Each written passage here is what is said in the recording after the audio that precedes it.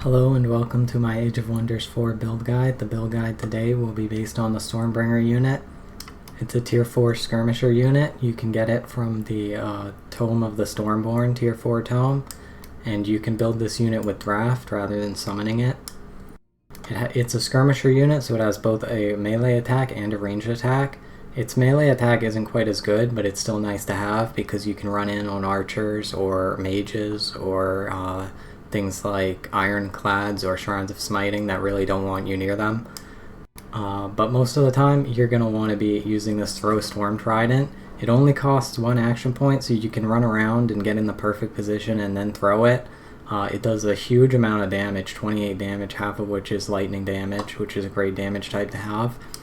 And it also inflicts electrified, which can stack up to 5 times. It also will deal the damage to enemies in a 3 hex line. So you can potentially hit up to 3 enemies with this one attack. Other than that, it's a skirmisher unit, so it gets slippery. It does not trigger opportunity attacks when running around, and it also has fast movement, and it is swift, so it cannot be slowed by the terrain. So when we're creating our faction, the traits we're going to want to pick are keen-sighted for extra accuracy so we don't miss our shots. Overwhelm tactics for an extra 20% crit chance as long as we're standing near another friendly unit, and also hardy for extra 8 hit points. The culture we're going to be taking is barbarian, and the reason why we're doing this is mostly because barbarians have savage strike, which will give us an extra 8 damage on our trident throw every time we get a critical hit. And because the Stormbringers are a skirmisher unit, the skirmisher units can still benefit from their from artisan armaments and from devastation weapons, unlike any other ranged units such as the archers or mages. So it's very easy to stack a critical hit chance on skirmisher units. For society traits, we're going to pick up Fabled Hunters. This will give us extra resources, and it'll also mean our Stormbringers start at an extra rank. And Ancient Wise Ones. Our first tome will be the Tome of Warding. This will give us some astral affinity. The Summon Phantasm Warrior, this is probably one of the strongest tier 1 summonable units in the game, so make sure you get good use out of these in the early game. They'll be very helpful. And you'll also get some extra resistance for your Stormbringers later on when you get them, and your support units will be able to bolster resistance. When you're leveling up your ruler, make sure that you take at least 1 signature skill in the Chaos Affinity, because we need the extra affinity for a tome. Our first tome was the Tome of Warding. Our next tier 1 tome will be the Tome of Cryomancy. This will give a unit enhancement for our Stormbringers to help them do extra damage, and it's all around a good tome to have. There's a school of Cryomancy, so remember to build those as well. Our first tier 2 tome will be the Tome of Revelry. This will give another unit enhancement for our Stormbringers. It'll also give the Scald unit, which is a great support unit. And it will increase our critical hit damage of all our units due to a hero skill, and that will be great because we'll have a lot of crit chance on these units. Next tier 2 tome will be the Tome of Artificing. This will give 30% extra crit chance to our Stormbringers. Our first tier 3 tome will be the Tome of Amplification. This will give our Stormbringers amplified arrows, which will give them an extra lightning damage, and will do 30% of damage to another target within 3 hexes. It will also give the Stormbringers Astral Blood, which will increase their crit chance while spells are cast in combat.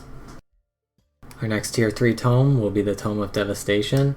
This will give our Stormbringers an extra 20% crit chance, and when they kill a unit, the unit will explode, dealing 20 damage to adjacent units. Our first tier 4 will of course be the Tome of the Stormborn. We need this tome to get the Stormbringers.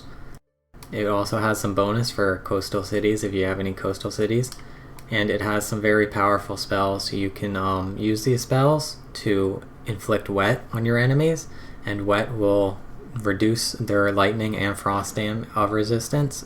And since half of the Stormbringers damage is lightning, and we also have frost weapons, this will increase our Stormbringers damage quite significantly. Our next tier 4 will be the Tome of the Demon Gate.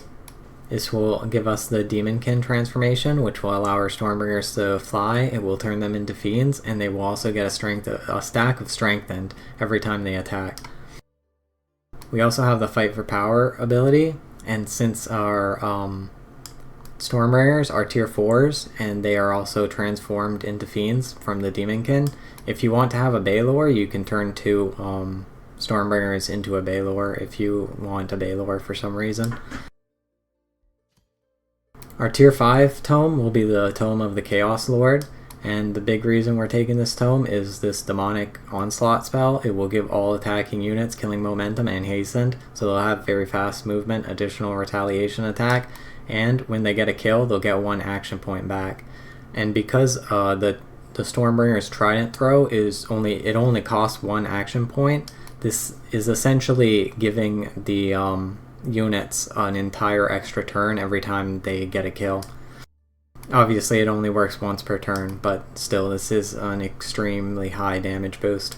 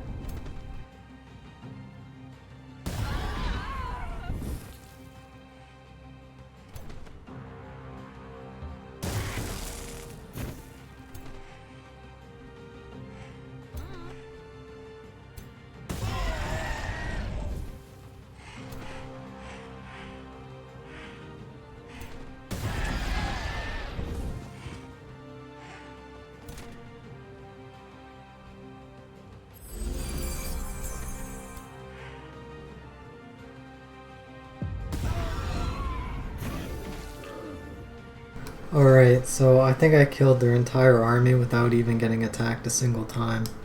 So, yeah, Stormbringers are pretty strong.